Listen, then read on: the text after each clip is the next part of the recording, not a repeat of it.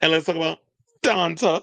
Oh yes, I almost did it. The voices are still coming back. We at 95%. But I'm working on it. That's why I was like, I'm glad in a way I didn't do a show yesterday because I had to do the vocal rest and stuff. Because I'm still getting over this sickness where I had no voice literally like 5 days ago. So anyway, Julia Garner is opening up about in a recent interview. She said, yeah, she's on board to play the Queen of Pop in this long overdue biopic, but we don't know what the hell's going on with that. So several years after the three-time Emmy award-winning actress was first attached to the long-awaited Madonna biopic, she has confirmed that it's still in the works and she's still playing Madge. Now, asked by W Magazine whether she is 100% playing the Vogue hitmaker, Garner excitedly responded, "Yeah, yes. I can't say too much about it, but yes, it's a work in progress." Now, grilled on her favorite Madonna song, she offered, "Oh my God, I have so many. I love Borderline. It's probably my favorite. I also love Papa Don't Preach. I love Burning Up. I love Confessions on the Dance Floor. I grew up with that album." Sidebar. I know I mentioned this earlier, but I'm doing it in this video. Girl, I don't know if y'all know this, but Madonna removed Confessions on the Dance Floor from Apple Music. Like, what's the tea? What's going on? Why is Confessions not on the situation? I understand that you saying this new album is supposed to be COADF Part 2. But and I was just watching a video yesterday where it was like talking about the whole rollout and the breakdown of it. It was like a 1 hour video of Confessions on the Dance Floor and all the single releases and how she was doing the videos and stuff while she was seriously injured when she fell off the horse, where her ribs were still healing. She broke 8 bones and all that other stuff. So, and I don't think she's properly healed. And I was thinking about that too, because I was watching when I was watching the video, I was like, and you know what?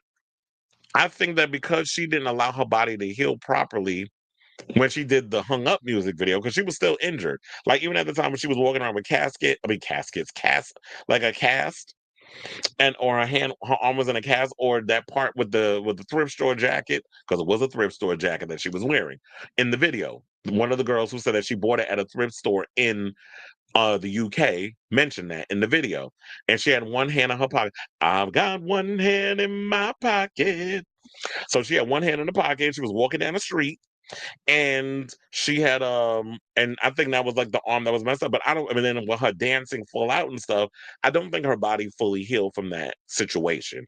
And we saw the effects of that with the celebration tour and her almost passing away, and and being in the ICU and all that mess. So I do think that she didn't, because of the pressures of the industry and the comeback record, because of what happened with American Life being one of the lowest selling albums of her career, that I do feel like she put her body through some mess so that way she could have the comeback that she was clamoring for. And we know nobody works harder than Madonna, well, especially at that and during that time.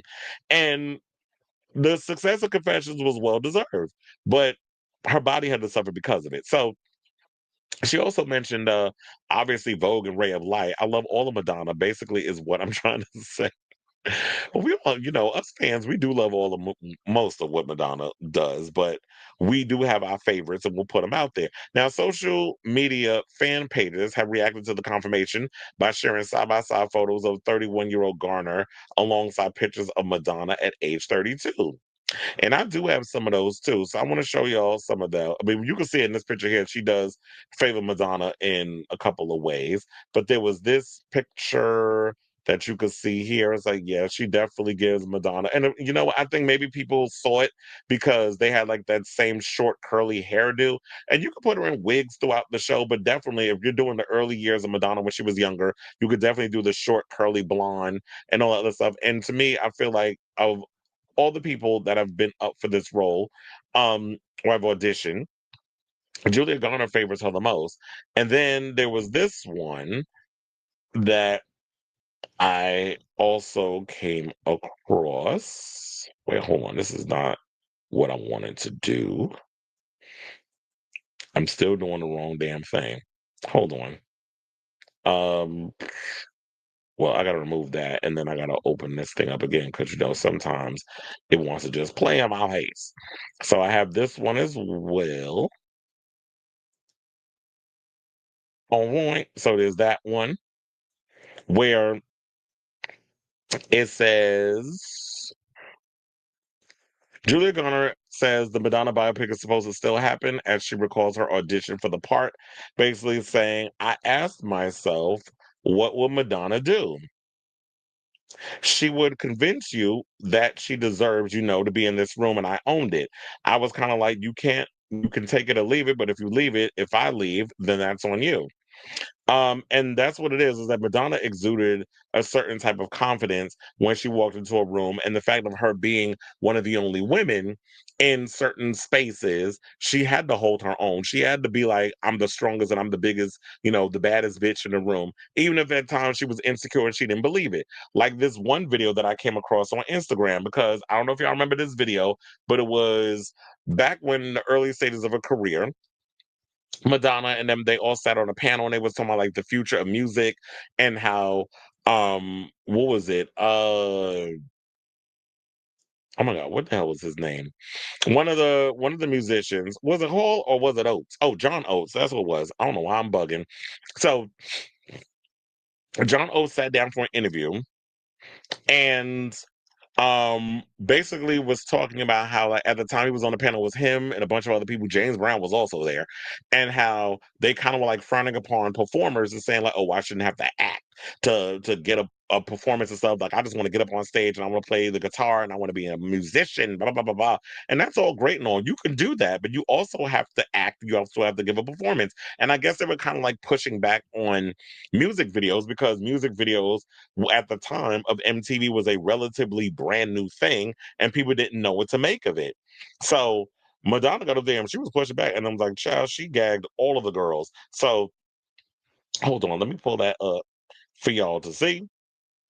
And then we will come back and talk. So, In 1984, you were speaking at a new music seminar in New York City. Yep. And you're on a I panel. was sitting next to Madonna. Yeah, and James Brown. And you guys discussed the role of music. I remember videos. it very well. Okay. We were the whole. I think somehow the conversation morphed into music videos because, of course, that was the au courant thing at the moment, right? MTV was just starting and all that, and we were at the beginning of MTV. We were friends with the guys who invented MTV. We were the first video VJs, all that stuff. So, sitting next to Madonna, and let's put it this way: she's a very outspoken gal, and the subject came up about music videos. Now, of course, from her point of view, what she did, the music videos that she made were part and parcel of what she was putting out to the public. Totally. The video and the music were kind of together. Whereas Daryl and I just looked at music videos as another way of promoting ourselves. And, in retrospect, I wish I would have paid more attention. But anyway, so when I was asked about it, I said, I said, music videos are just a great ad. I never wanted to be an actor. I just want to be a musician.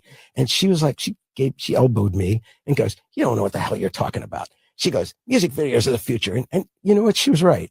And she's really got on me about it. And I said, well, and I remember sitting in the first row of the MTV Awards, or it was the Grammys. I can't remember, when she did like a virgin in the wedding dress and started rolling around the stage.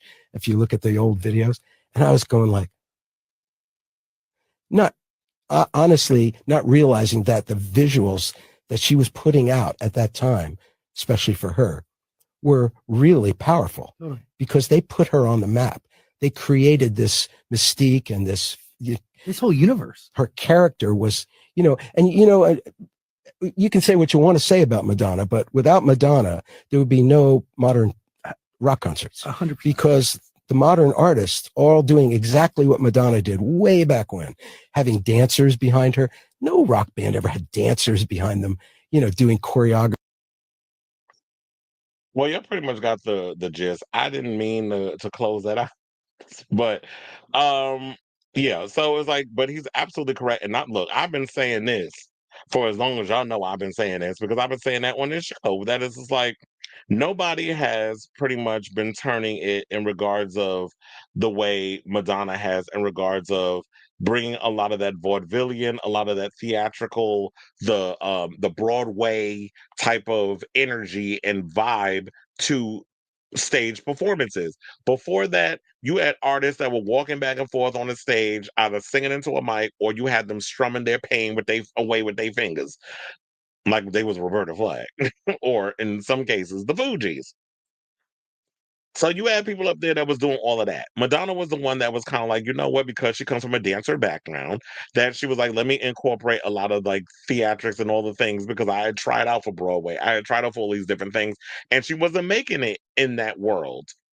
But now that I'm a pop star and now I've become bigger this way, I can bring those ideologies and a lot of those vibes and energy and things from the Broadway show and bring it to the concert experience. So she was the one that revolutionized that. And so when you look at many concerts from someone like a Kylie and Danny Minogue, a Paula Abdul, a Debbie Gibson, a Britney, and a Christina, a Beyonce, a Rihanna, an Ariana, a Taylor, a Gaga, a Pink, and all these other girls and dudes that be up there performing on stage with full on crazy stunts and things that's going on stage, and the choreography and the band, and when you look at shows that are like 3 or 4 part acts, where it's like it's literally telling a story, like you're paying thousands of dollars to watch a Broadway-esque experience told in, through the songs of the artist that your favorite artist or whatever.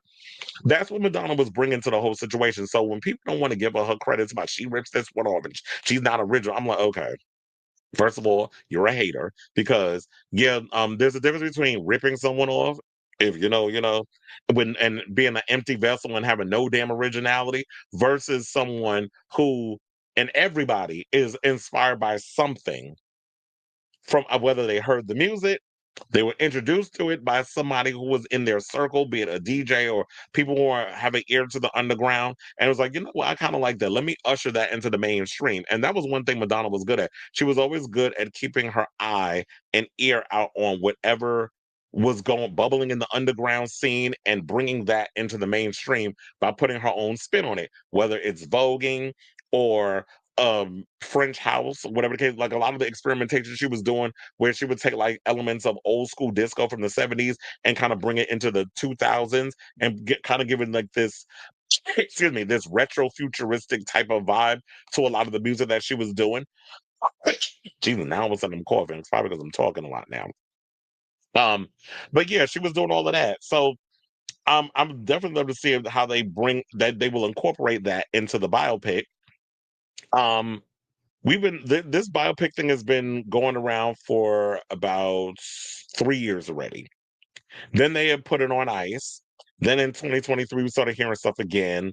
Then remember in May, it was reported that she was partnering with Netflix to do a limited TV series, which is going to be, Sean Levy is supposed to be working on it. But I think after Sean Levy is done doing his Starfighter movie with Ryan Gosling and this big cast that keeps growing and growing and growing, I think that's when he's going to take on the whole Netflix thing. So I definitely want to know which form is it still happening with the Universal thing, or now has it moved over to Netflix, and that's what Julia Garner is going to be a part of. Because quite honestly, I think this is the time to do it because Julia Garner is still young. She's in her early 30s. You don't want to wait till she gets like 30, like 40 or whatever. I mean, she'll still probably have a lot of energy, but the body starts changing the older you get. And then you're not able to be as able to do the things that is required. Because I don't know if y'all know this, but they did put a lot of the girls that were going up for auditions for this whole Madonna biopic through a grueling boot camp.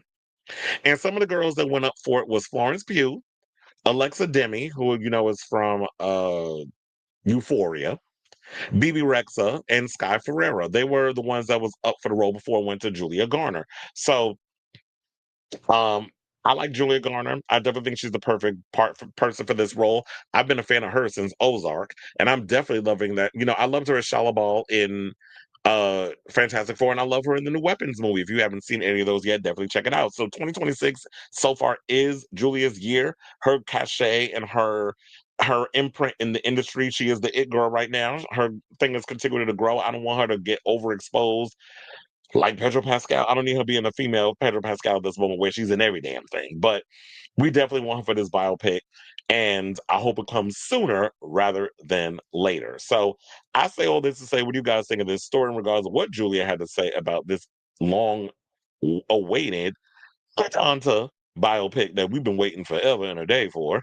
So, whatever your thoughts are on this story, let me know in the comments down below.